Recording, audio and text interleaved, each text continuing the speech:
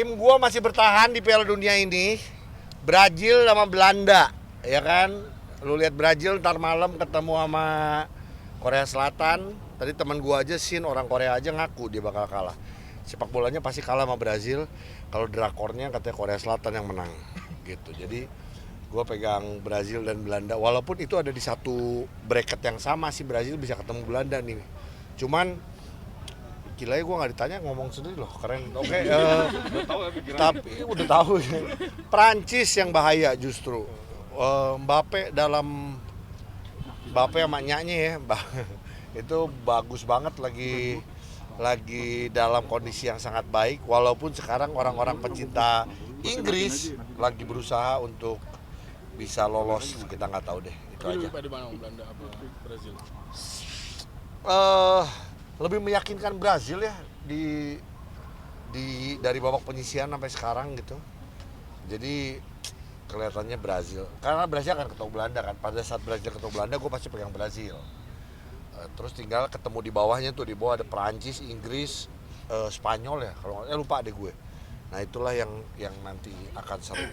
Cuman so far masih gini, masuk ke 16 besar banyak kuda hitam ya, kayak Korea Selatan, Jepang ya kan. Hari ini Jepang menang lawan Kroasia, biar seru, karena kemarin-kemarin kan yang unggulan menang semua gitu. Jadi gue masih berharap ada tim-tim yang tiba-tiba memberikan kejutan. Brazil pun sebenarnya menang lawan Korea Selatan, gue sih berharap Korea Selatan mainnya nothing tulus, jadi tetap bisa mepet-mepet lah, jangan menang jauh gitu. Reuni Ronaldo Eto'o kemarin. Ronaldo sama Eto'o? Reuni di Piala Dunia. Emang Ronaldo sama Eto'o? Ronaldinho sama kemarin Eto'o. Oh iya, kemarin ya. Sesama pemain di Barcelona, ya kan. Ya sebenarnya balik lagi, ini pesta sepak bola dunia. Kalau pesta sepak bola dunia itu sebenarnya bukan untuk pemain-pemain zaman sekarang aja, tapi untuk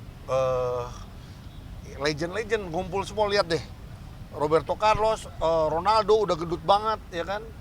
Terus banyak deh pemain-pemain yang emang sengaja datang ke Qatar untuk nonton Piala Dunia, untuk mendukung negaranya. Walaupun ada beberapa yang negaranya juga udah kalah, tapi tetap ini pesta sepak bola. Sepak bola itu kan disukai sama banyak orangnya di seluruh dunia. Jadi menurut gue sih ini pesta untuk semua orang sih, termasuk supporter-supporter. Bang Mbappe kan jadi top skor Piala Dunia. Tahu dari mana sih? Tahu dari redaksi. Oh iya. Benar. Piala Dunia. Oh iya, Piala Dunia World Cup di Qatar ini saya jagoin Argentina. Sejauh ini masih lolos. Walaupun di pertandingan pertama saya agak kalah banyak ya. Kalah sama Arab Saudi 2-1. Karena saya mesti traktir teman sekantor ada 8 orang gitu. Tapi selama ini Bang, pertandingannya sempat menang juga lawan di 16 besar gitu. Argentina? Lawan siapa? Nanya soalnya mimik nanyanya nggak yakin gitu. Enak nih tanya balik nih kalau ujian skripsi ini. Ya kalau Australia memang saya bilang dari awal pertandingan dulu, kalau kita yang hobi bola mungkin pada akhirnya yang juara ini juga atau minimal 4 besar ya. Gimana? Udah Mana-mana. Minimal 4 besar semifinalis Piala Dunia Qatar ini paling ya, menurut saya, prediksi saya, negara dengan tradisi kuat sepak bola itu juga. Bukan meremehkan Afrika atau wakil Asia, tapi sedikit tuh sejarah. Akhirnya artinya yang tradisi yang kuat apa? Ujuk-ujuk itu lagi. Perancis lagi, Brazil lagi, Argentina lagi, Spanyol lagi, kan begitu ya. Jerman udah keluar, yang katanya spesialis turnamen gitu ya. Portugal apakah gimana? Ujuk-ujuknya itu juga. Nah, ya paling tinggal kita saksikan, makin mengerucut kan.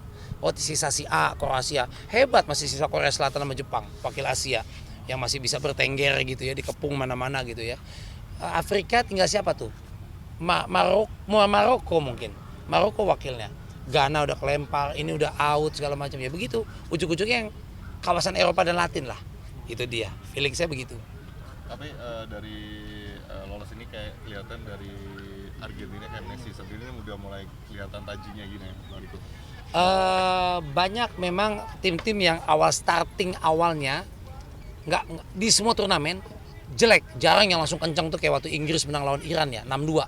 6-1 6-2 ya di Inggris. Jarang tuh yang langsung tinggi kencang. Banyak yang memulai dengan pelan banget. Bahkan Jerman awalnya kalah, benar-benar kelempar dari Jepang. Argentina masih selamat, kalah dari Arab Saudi 2-1 pertandingan pertama. Kesananya langgeng. Apakah Argentina kayak Spanyol waktu Piala Dunia tahun 2010? 2010 di Afrika Selatan, saya berangkat ke sana. Waktu itu saya nonton di kota di Cape Town sama Johannesburg ketika itu. Itu Spanyol pertama kali pertandingan kalah di grup sama Swiss 0-1. Setelah itu 2010 Spanyol nggak pernah kalah sampai juara dunia. Artinya ada tuh Spanyol. Apakah Argentina kayak gitu kita nggak tahu. Jerman pertama kalah, nggak bisa kayak Spanyol, langsung pulang nih. Kalah lagi, ya kita nggak tahu namanya bola gitu ya. Gitu. Tapi yakin nggak sih Bang ini Argentina ini tim kesayangan jagonya ini sampai bisa ke final? Ya aduh, kalau kesayangan gimana? Kalau saya tim paling kesayangan adalah istri di rumah. Ya istri juga jago main bola. Yuk, mari. Paling ya nggak tahu lah Argentina. Semua kalau udah ngomong Piala Dunia, semua negara, semua tim, semua lini strategi nggak jauh-jauh beda bang. Nggak jauh-jauh beda, pasti pemirsa juga tahu bahwa ini unggul di depan tapi belakang lemah, di sayap, di back, pelatih strategi nggak jauh-jauh beda lah. Konsentrasi, fokus, terakhir faktor keberuntungan biasanya, faktor lucky, nggak jauh-jauh beda lah begitu. Tapi lihat dari Piala Dunia tahun ini Bang, ibarat di sini selain keseruannya itu ternyata juga melibatkan teknologi ya. Ya. Banyak kontroversi yang ada di sini. Ya. Seperti VAR kemarin Jepang bisa lolosnya kayak gitu gimana Bang? Spanyol gitu kan. Ya memang udah dibutuhin, jadi memang ada yang pro kontra dengan hadirnya teknologi VAR ini ya, video asisten referee. Jadi pelanggaran, handsball, out, tidak, lihat, wah begitu, oke prit sana gitu. Kontroversi. Jadi hakikat kadang-kadang yang suka gini, bola tuh ya udah apa adanya aja. Justru kayak gol tangan Maradona dulu tangan Tuhan kan gitu ya. Biarlah itu jadi cerita. Zinedine Zidane yang ding, Materazzi, Perancis, Itali. Mana yang salah duluan, tapi sekarang udah detail banget. Mungkin untuk kesempurnaan kali ya. Nah, buat yang nggak suka itu, ya biarinlah ngalir apa adanya dengan segala kontroversi yang ada. Tapi buat yang pengen lebih baik, mungkin ini diving, hati-hati pemain bisa malah kartu kuning. Ya teknologi ya, wasit banyak kamera di mana-mana, udah nggak bisa main-main tuh, nyikut segala macam udah ketahuan aja. Jadi memang lebih hati-hati. Ya canggih lah zaman. Atau mau dikembalikan kayak dulu, ya udah natural aja gitu. Karena bahkan kalau kayak dulu gini, siapa yang kemasukan duluan, buka baju diselempangin, telanjang kayak di kampung saya gitu ya gitu. Enggak juga, tapi ya penyempurnaan kali yang dilakukan oleh FIFA gitu. Kan negara Asia yang berhasil 3 tim yang lolos ke 16 besar mungkin gimana Ya. sih Bang tanggapannya Bang? Karena jarang banget gitu loh Bang. Iya, kejutan memang. Bangkitnya negara Asia ini memang banyak yang kaget atau banyak yang memprediksi juga. Iya, Korea, Jepang memang dari dulu sepak bola memang untuk Asia bisa ngelawan. Iran pun sebenarnya bisa ngelawan. Lebih-lebihnya ya maaf kayak kita mesti akuin kayak mungkin kayaknya Indonesia, Myanmar, ASEAN ya. Bisa di ASEAN, di Asia. Laos gitu ya, Brunei masih jauh lah. Tapi kalau memang dua negara itu memang terutama ya, kan kita lolos Asia ada 5 sama 1 dari jalur playoff. Dari Arab ada Qatar tuan rumah otomatis, Iran, Arab Saudi, Korea Selatan, Jepang dan Australia. Ini ya. Dan ini penyelenggaraan Piala Dunia terakhir kali di Qatar ini untuk format 32 negara. Karena 4 tahun mendatang kan 4 tahun sekali ya. Itu udah pakai 48 negara, ada penambahan. Jadi begadangnya lebih lama nih, gitu ya. Iklan masuk cuan lagi tuh. Ya, bandar tuh gitu ya. Ya kita lihat apakah 48 ini ada penambahan jatah buat Asia. Dan ketika ada penambahan, apakah serta-merta, wah gampang nih Indonesia kali aja lolos. Ntar dulu, juara SEA Games aja dulu. Ya dong, optimis harus optimis. Tapi realistis jangan dikesampingin. Kita SEA Games kapan terakhir juara? 91 kalau nggak salah.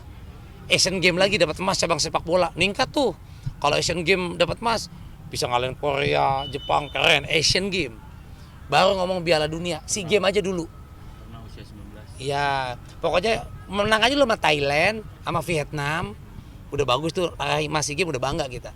Nggak ada yang nggak mungkin kok, tapi proses.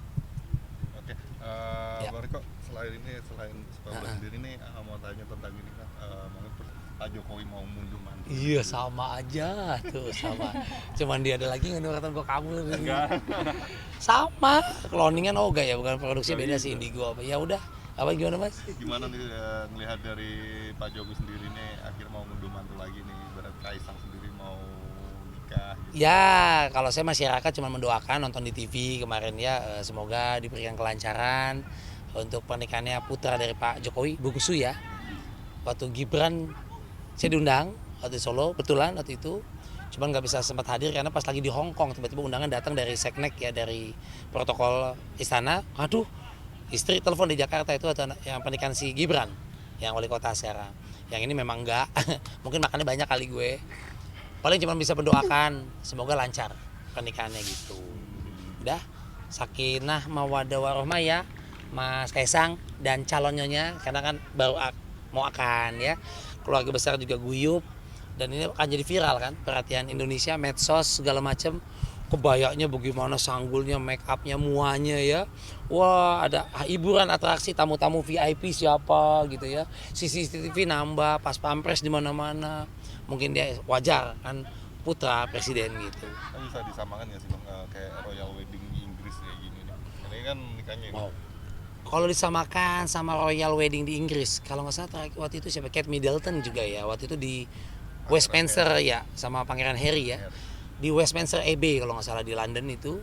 Waduh, itu sih gede banget ya, megah ya, putra mahkota ya, kerajaan kan di sana. Kalau ini kan nggak serta merta turun pemilu dari Pak Jokowi itu jadi anaknya, kan nggak juga, kalau sana kan turun tahta tuh. Habis Pangeran Charles, sekarang habis Elizabeth, ya gede-gedean ya. Di sana mah gede banget, ada Big Ben di London. Wah, gue nggak mikir kalau gue pangeran ini Big Ben, gue di jam gadang aja begitu tinggi kali ya, kan ya kearifan lokal dan gue bangga jam gadang gede. Ya gitu ya. Kalau disandingkan enggak lah. Di sana feeling gue lebih gede ya.